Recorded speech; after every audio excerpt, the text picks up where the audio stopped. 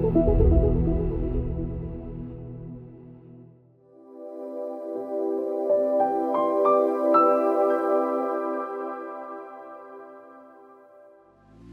to the Retail Cloud Alliance Holiday Special. Today we'll look at the year in review and dive into key lessons learned, focusing on how AI, automation, and cloud technology have reshaped our perceptions of the industry possibilities. From major successes to unforeseen challenges, this year in review offers valuable insights into how retailers are innovating as we move into 2025. So join us as we explore all that the modern retail experience has to offer and discover how retailers are using technology to stay ahead of the curve.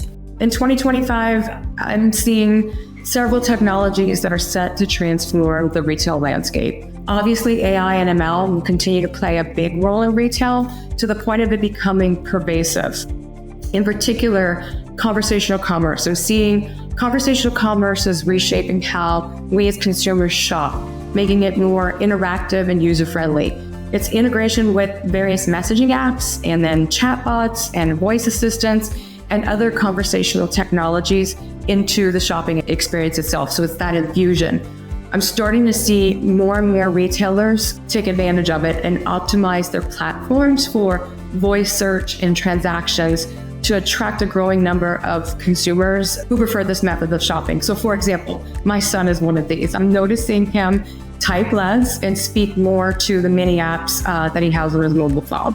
Again, this type of commerce includes multi-channel support that spans both, online or e-commerce, social media, as well as conversational platforms like WhatsApp and Facebook Messenger, Amazon Alexa, and Google Assistant. 2025, I think we're going to see AI start to solve larger swaths of challenges that retailers face, whether that's in store, online, throughout their supply chain, and even deep into their back office. I think in 2025, you're going to see personalization technologies continue to expand and adopt and innovate as retailers focus on their most profitable customers to deliver more value to them. Personalization solutions, I think in 2025 will expand even deeper into loyalty programs and further into micro-segmentation to allow retailers to better service their high-value customers. I think if you look at 2025 as well, I think you're going to see expansion of the use of these multi-vendor commerce platforms that allow retailers to really operate more of an asset-light model when it comes to offering their customers a larger assortment. I always say retail is a pretty simple business. People buy stuff, but obviously there's a lot of complexity in really understanding the people, understanding what assortments you need to have to meet their needs, and figuring out how to get those items to the right place at the right time, delivered to the customer in a manner that seems really low friction and easy to do. This is where we see data and AI really playing the biggest role for our retail customers. How can you use AI to better understand your end consumer? How can you use predictive analytics to understand what their next best action might be, what kind of products to recommend them, even what services your company should really expand to meet their needs? And then what is it they're buying? How do they want to buy? Using data and AI to understand what channels your customers are gravitating towards, how they want to be communicated with, where they want to find information, using things like conversational commerce to really understand their intent and make personalized recommendations. And then lastly, AI is just becoming so critical to understanding your supply chain. What products should be sourced, where they should be stored, how to really put them in locations that are going to be closest to the customer, deliver them with minimal impact to carbon and other sustainability metrics. All of these things are possible with data and AI. I think it's also about simplifying the expectations of the data. So it's one of these areas that everybody talks about. There's so much data, it's great. AI is going to be able to train it all, and we're going to learn. But at the end of the day, that's actually as much of a benefit as a challenge. Because there is so much data out there, it's hard to figure out what data is most relevant and most valuable to use and can be overwhelmed. We talk about personalizing the data, which is great. I mean, I love getting, ads that are specific to what I'm looking for, or I go to put something in a search and boom, it's there for me. But the other piece to this is also, can the retailers operationalize those results? Online, yes, but when you walk in a store, it's a much different situation. That's a piece that really needs to be simplified. And as part of that, basically get a broader understanding of the data. The next major movement for retail that I believe is connected everything.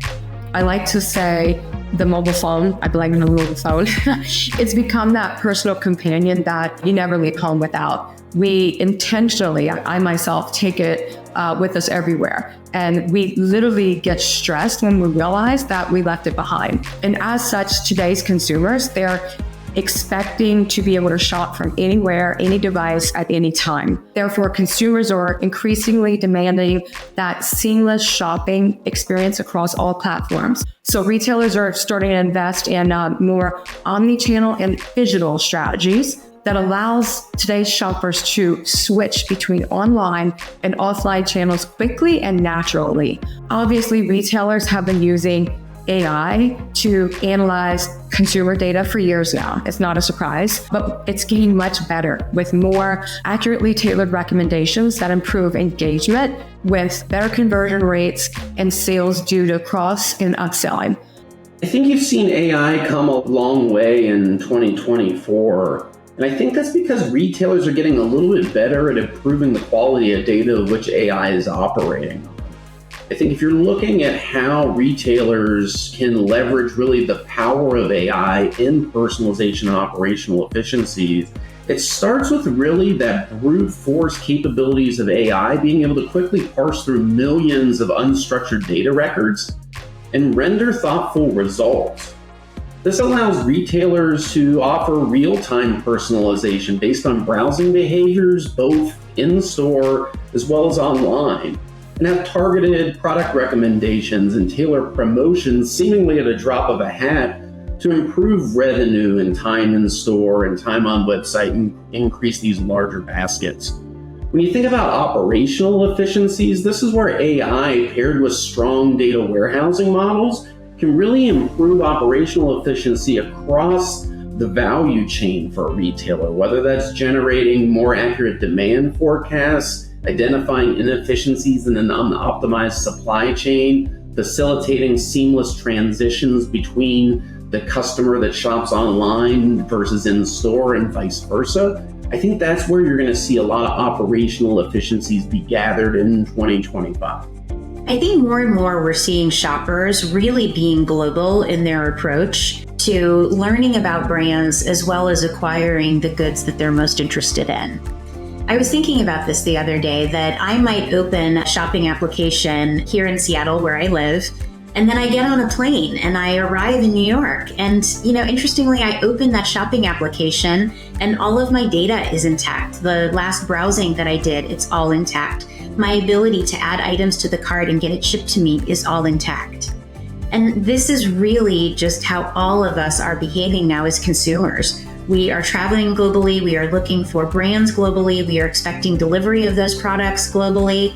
And so as we think about the global nature of our consumers, the technology in our infrastructure has to really keep up with it.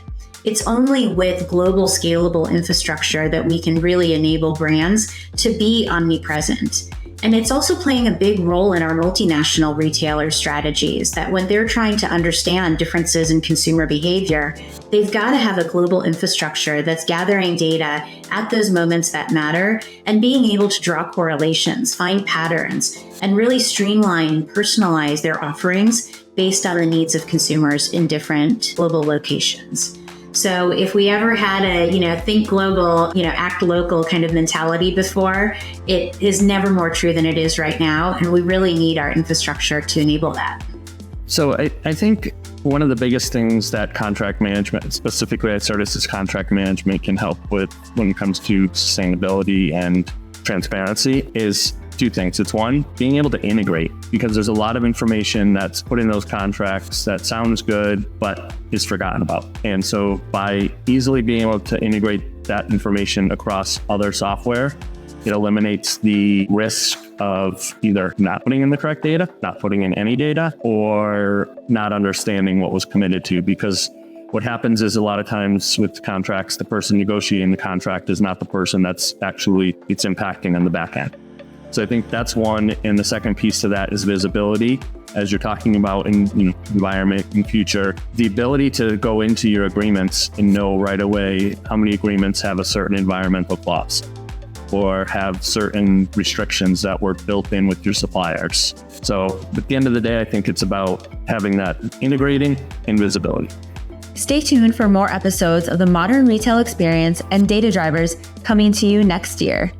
To learn more about the Retail Cloud Alliance, don't forget to click the link below and subscribe to our channel so you're first in line to watch the latest episodes.